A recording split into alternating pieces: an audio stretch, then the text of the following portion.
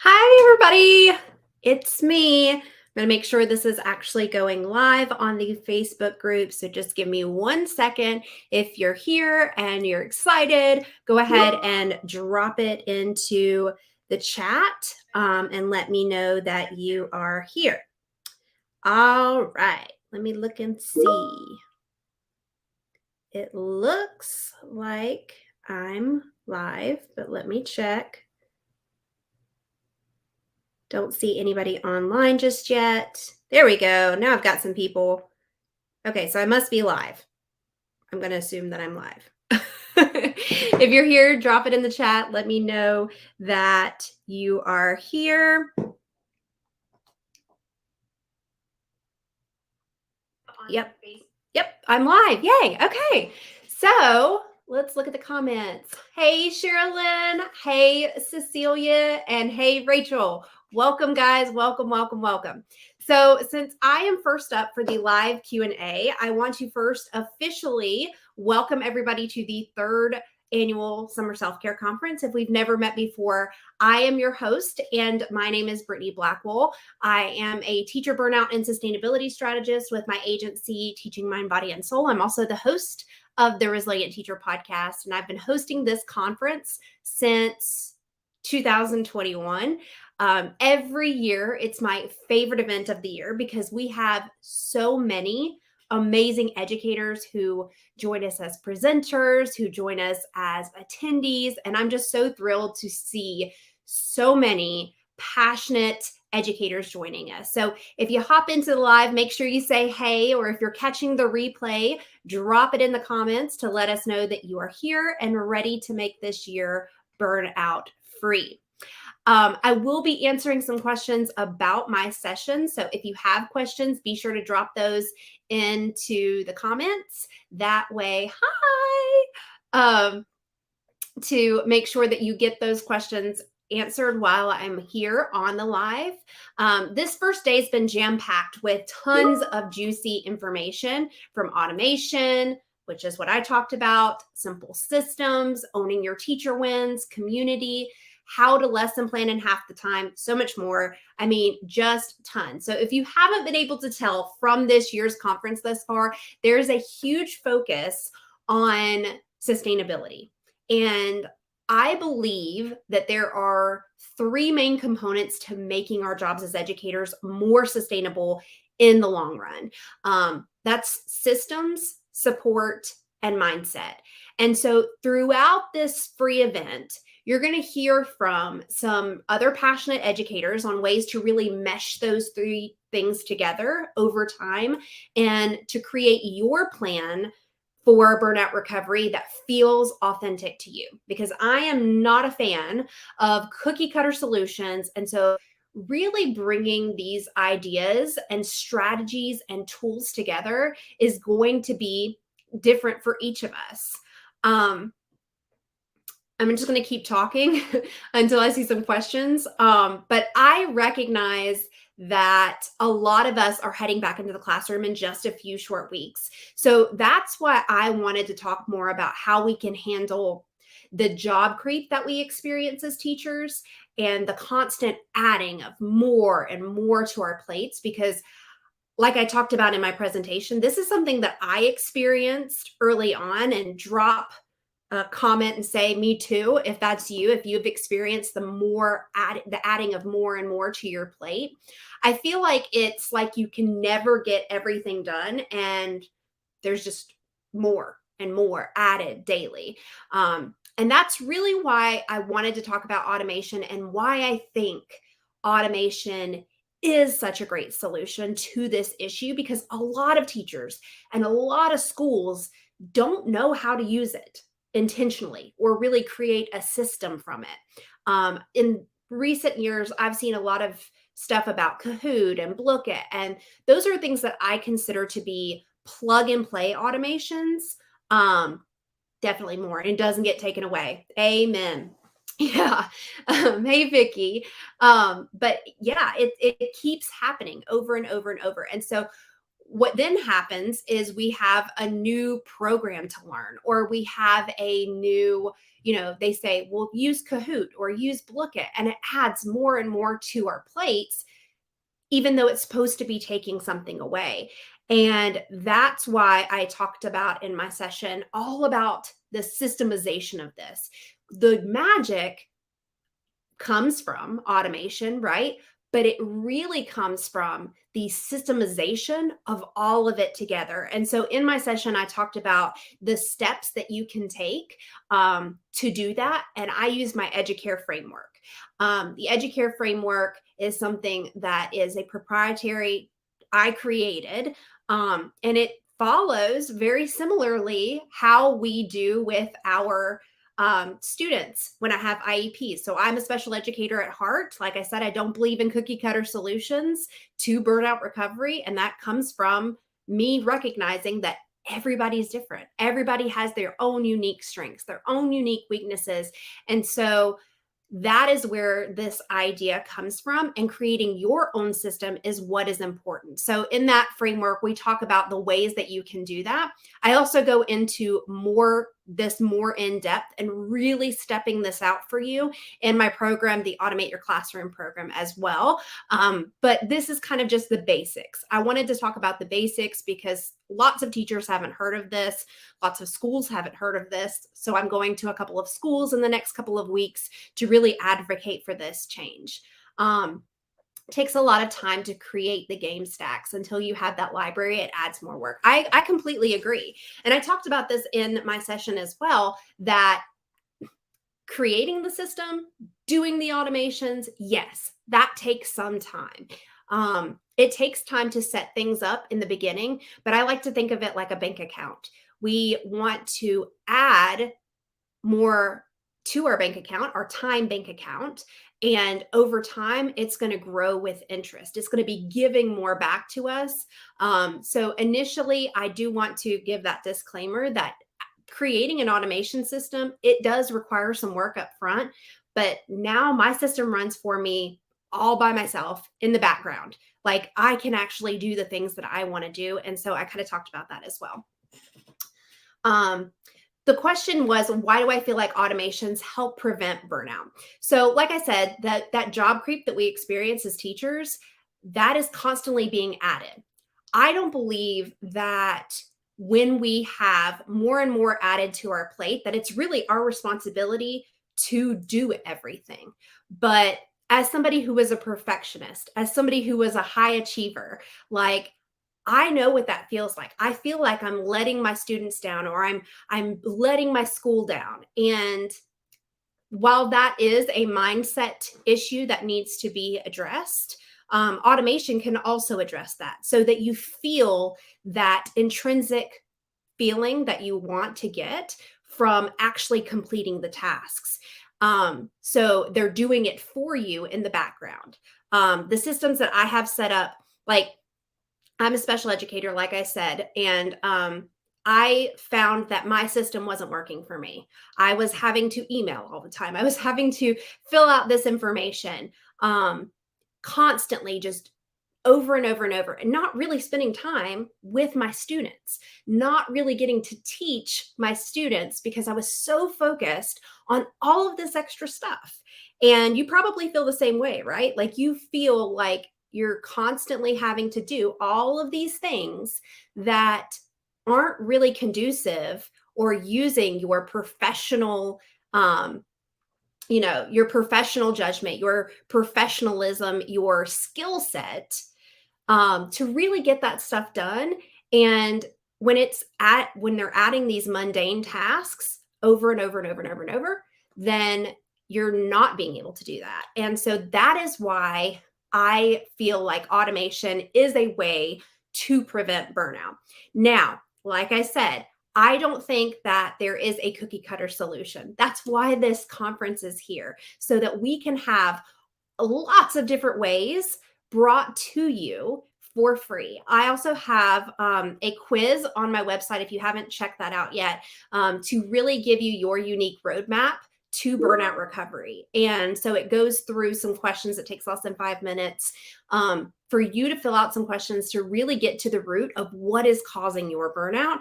And if maybe you got streamlining and simplifying, automation might be something that works for you. It's not going to work for everybody, but it can create some reducing of that stress and things like that. What was the breaking point for you to know that you needed to automate? Good question. Good question. The year that I realized that I needed to automate, I was teaching during the pandemic. I think everybody had that turning point, that canon event that happened during the pandemic. I mean, raise your hand, drop a little emoji in the comments if that's you too. But I was asked to teach special education resource and co-taught. That's one job, and modified curriculum completely virtually for the year. And I was like, what? Like, how do I do the job of one teacher, much less two, and do it completely virtually for the entire school year? And so during that point in time, I was like, there's no way I can do this. Like, there's no way I can't do this. And what I found was I was connecting with friends, with family members during the pandemic through technology. And I was like, technology. I'm teaching using technology. Let me see how I can manipulate technology to work for me instead of against me.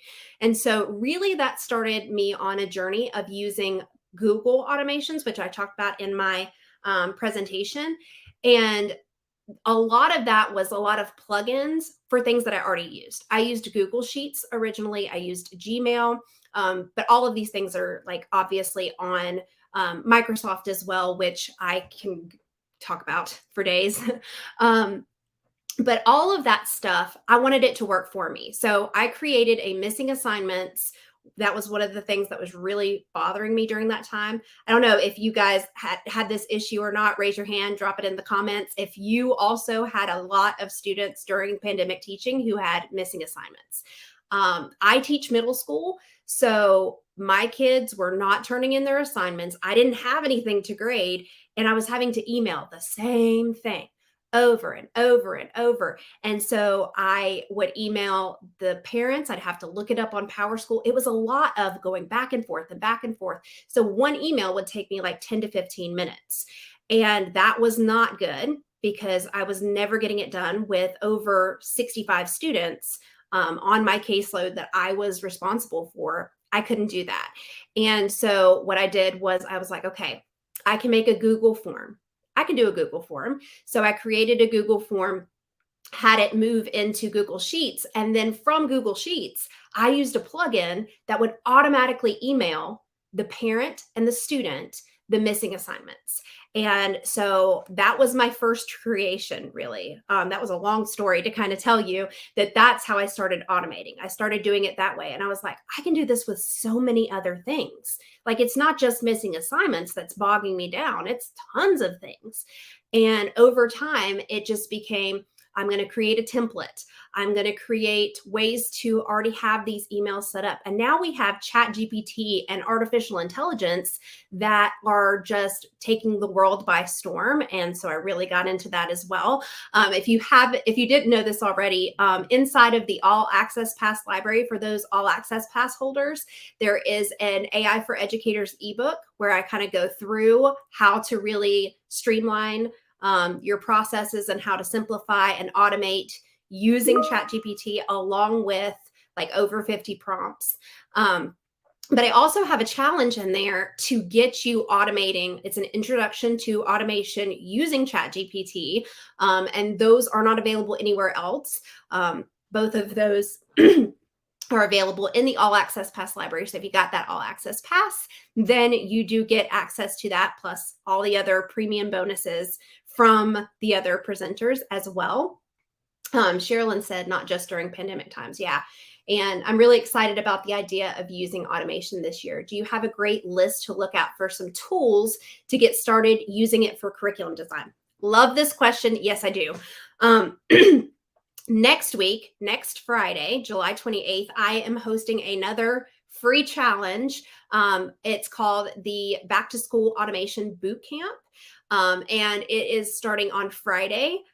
It will go to your email, but there's also a Facebook group for that as well, where we're going to be doing challenges each day. It's a 3-day challenge where I'm going to help you get some of those things automated in advance. And so really getting that started for you to get it going for the back to school season. So I talked about this in my presentation, but you can join that boot camp, again, completely free, at teachingmindbodyandsoul.com/bootcamp. And you'll get more information as that gets closer, really just focusing on the summer self-care conference right now. But you can also learn a ton about curriculum design in day 3, I think, with Kristen Masick. She is a genius at all things curriculum design. There's a lot of other presentations here at the Summer Self-Care Conference that will help support you as well. I'd love to automate emails, templates, and data. Data is another one that I love to automate. As a special educator, I have a lot of data that I have to keep up with. And so I have multiple systems that I talk about in my program, that allow you to do that either on Google Sheets or in a project management system like Airtable. I give all the tutorials on how to do that. So definitely check out the boot camp for that free resource and to have that 3-day event as well. So we talked a little bit about plug and play automations, but I want to mention that I also have this information in my podcast. Episodes 45, 46, and 58 are all about automation. And I recognize like this is a pretty new concept to teachers, especially if they aren't familiar with the term. And like I said, I decided, you know what? You need more free support. One more thing that you need to know about me is that I'm on a mission. Like I'm on a mission to support more educators to make teaching a sustainable career. And automation is not the only thing that I talk about. I talk about mindset. I talk about the stress cycle. I'm a huge nerd when it comes to anything burnout related. And so automation is just something that I think really helps teachers in the beginning of the school year. And so that's why I'm doing that free boot camp as well. If you have any other questions, feel free to drop those in the chat.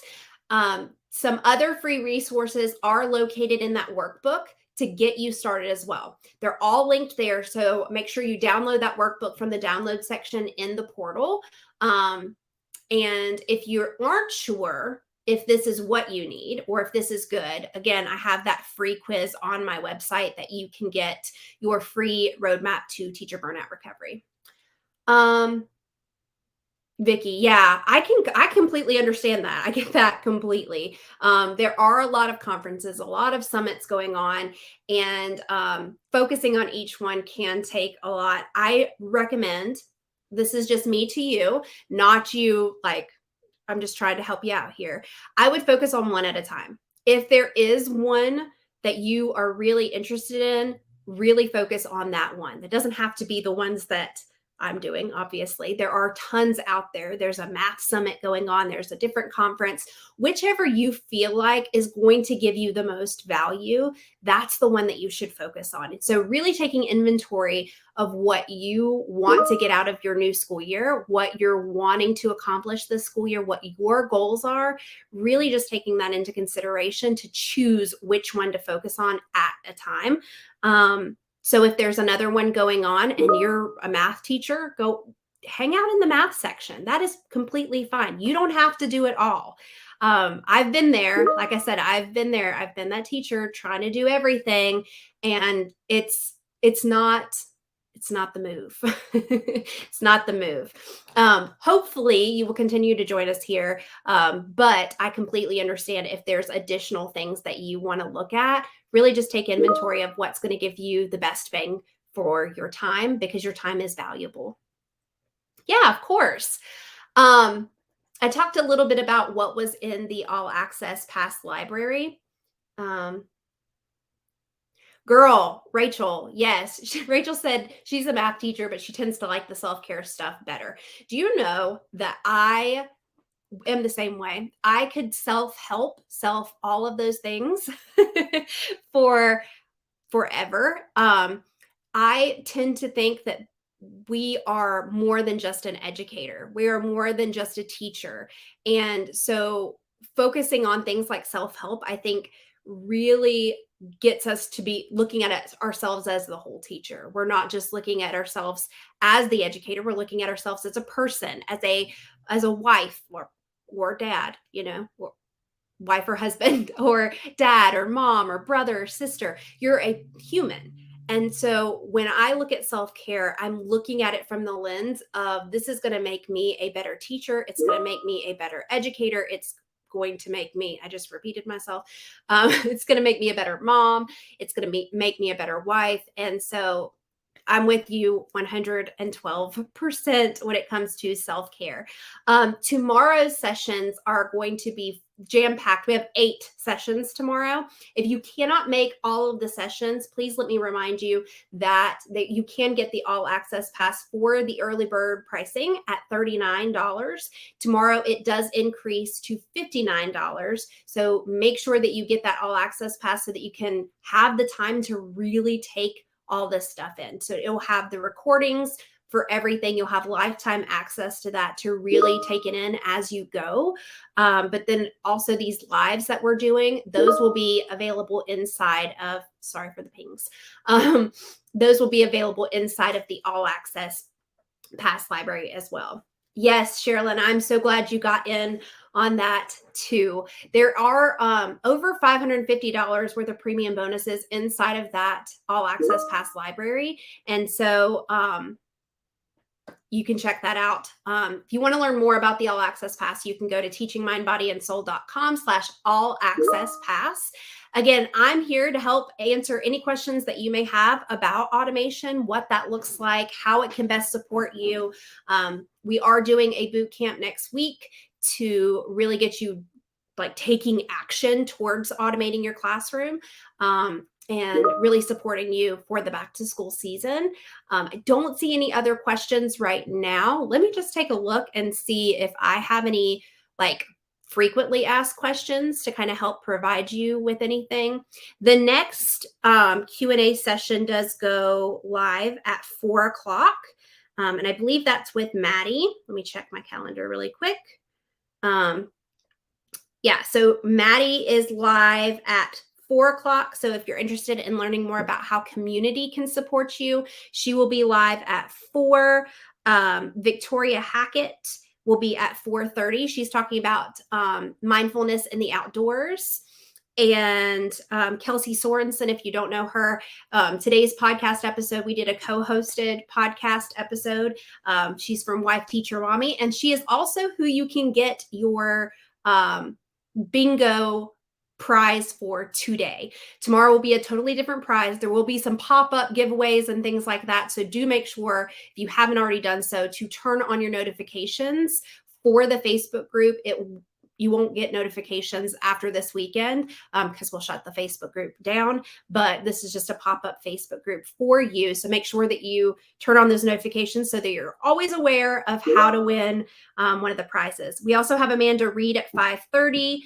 Jamie Sears from Not So Wimpy Teacher at 7 o'clock.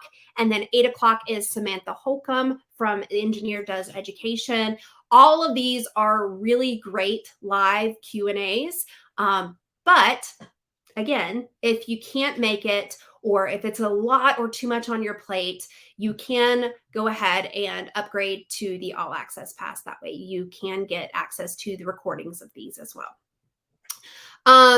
Let me answer just a few frequently asked questions, but feel free to drop in the comments if you have additional questions about automation, the summit, whatever you have for me. I would love for you to connect with me even after this. You can connect with me on Instagram at Teaching Mind, Body, and Soul, or TikTok at Miss Princess Teach. Love me some TikTok. Just haven't been on there lately because I've been working to create all of this for you guys. But I'm also on my podcast, the Resilient Teacher podcast. So Q&A questions that I get asked all of the time is how automation can help you reclaim your evenings and your weekends. And that is a question that comes up all the time. How can I use it to stop working on the weekends, stop working in the evenings? And honestly, the first thing that you need to know is you need to create some boundaries, some strong boundaries, some value-based boundaries. Talk about this on my podcast, but really creating those boundaries around your time. Stop doing unpaid work. And tomorrow, Jen Manley's talking about how to be an effective teacher and not work your nights and weekends. But automation is a way that you can be doing some of those tasks that you would be doing in your nights and your evenings and your weekends, and having them run in the background for you so that you don't have to do those things. In the presentation, I talked about how to really map out how to do that. And so really looking at one specific area.